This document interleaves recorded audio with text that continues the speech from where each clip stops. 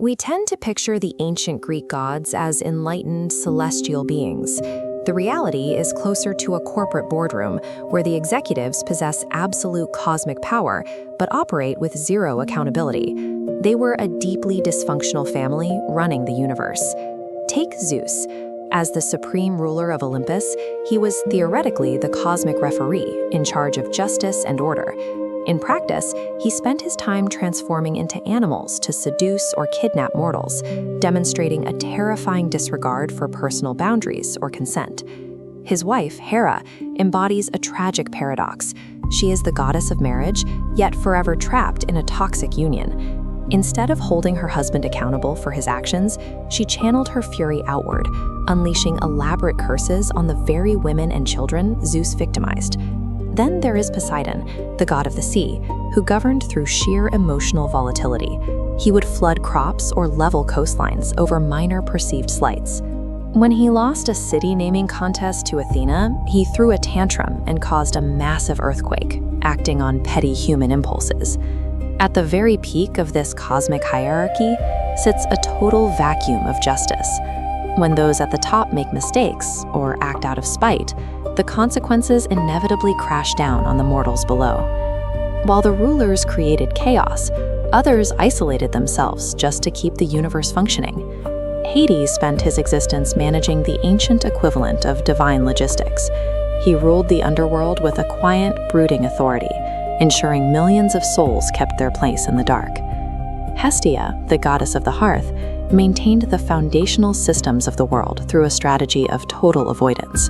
She gave up her throne on Olympus, choosing to tend the eternal flame rather than participate in her family's toxic power struggles. Athena separated herself from the emotional wreckage of her peers by treating conflict with absolute clinical precision. While other gods waged war like a chaotic bar fight, Athena approached destruction like a calculated spreadsheet. These middle-tier gods kept the universe from collapsing, but their bureaucratic detachment also meant that innocent mortals frequently fell through the cracks of divine law. Consider Psyche, a mortal woman whose beauty triggered Aphrodite's deep-seated insecurity and wrath. Her only offense was existing in a way that made mortals turn their attention away from the goddess of love. Aphrodite ordered her son, Eros, the god of desire, to ruin Psyche's life. But Eros accidentally pricked himself with his own arrow and fell in love with her, forging a hidden fragile alliance against his mother's vengeance. When Aphrodite discovered the truth, she forced Psyche to undergo a series of lethal trials. She had to sort a mountain of mixed seeds in a single day, gather the wool of flesh-tearing golden rams, and retrieve water from the deadly river Styx. Psyche solved these without the aid of magical powers or divine armor. She survived these agonizing tests through pure mortal endurance and quiet resilience. She simply refused to give up, eventually earning Zeus's respect and securing her own place among the divine. In ancient Greek, the word psyche literally translates to soul. Her victory demonstrates that the human soul is capable of outlasting and defying the cruelty of the celestial hierarchy.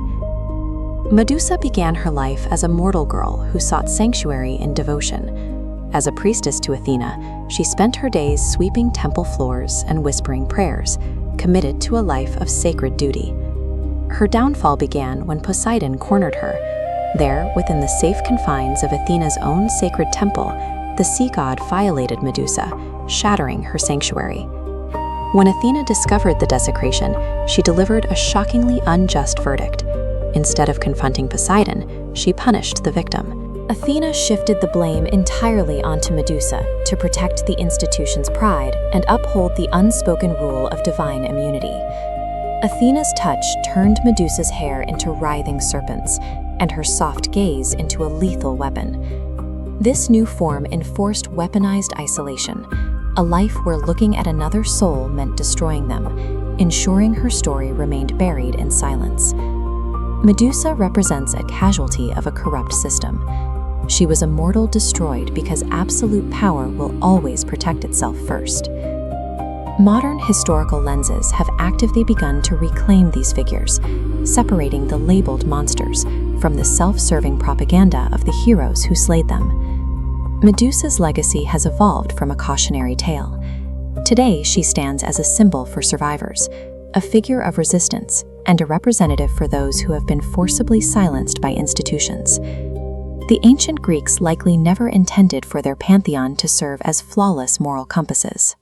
Rather, these deities function as massive mirrors reflecting humanity's own darkest flaws, petty jealousies, and abuses of power. Mortals like Psyche and Medusa give these myths their lasting weight. Their stories show us a human spirit that can be tested, betrayed, and isolated by absolute power, and still find a way to navigate a profoundly unfair universe.